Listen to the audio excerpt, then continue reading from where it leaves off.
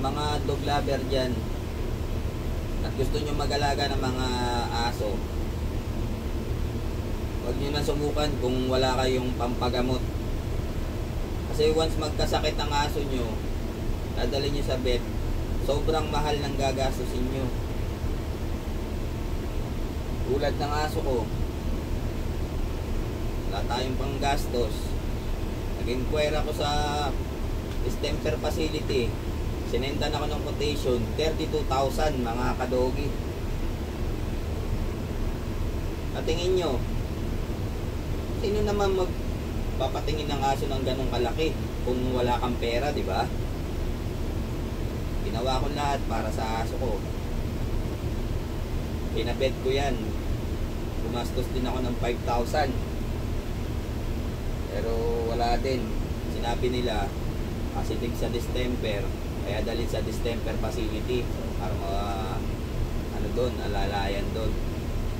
Eh ano naman gagawin ko? Saan naman ako kukuha ng pampagamot para sa kanya? Ngayon, ito na yung kalagayan niya. Hirap na. Umumi na ng malansa. Sana magkaroon din tayo ng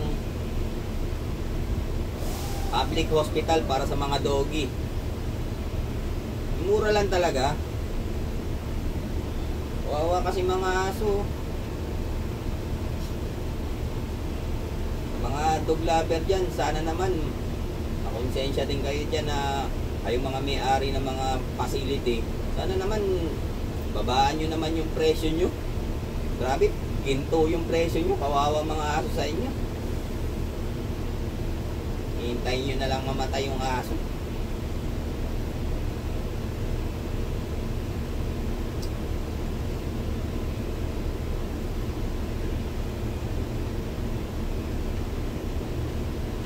Sana lang talaga magkaroon ng mga public hospital para sa aso.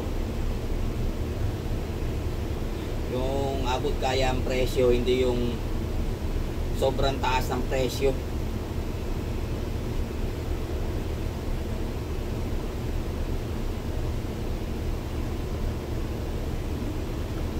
Eto mga kadogi, oh.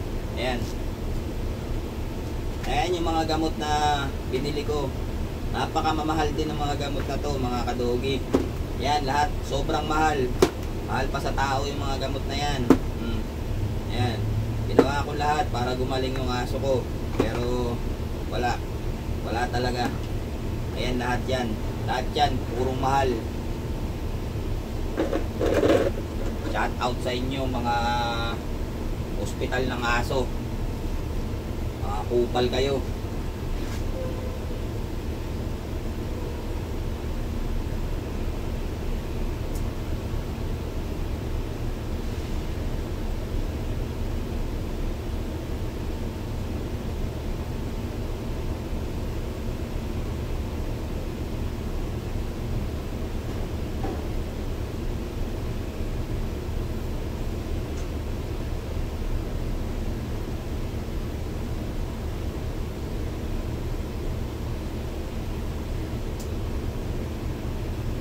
Sorry, Kiki.